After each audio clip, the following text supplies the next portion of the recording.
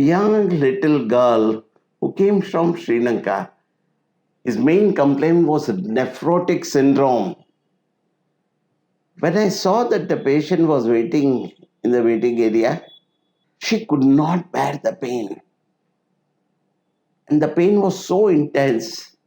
And because of the severe pain, she was rocking. I called her inside. I took the details. I asked her, "Why are you rocking?" She said, "My pain gets relieved." I applied the process of grand generalization. Bonigoshan said, what is applicable to one part is applicable to the whole body. So if asthma is better by rocking, even the pain better by rocking should be covered by the same medicine, Kaligarb. And believe me, after Kaligarb, 32 pills 4 hourly, just within few doses, the patient recovered completely. And the pain, discomfort completely disappeared.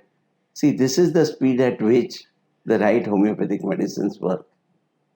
So what do we learn?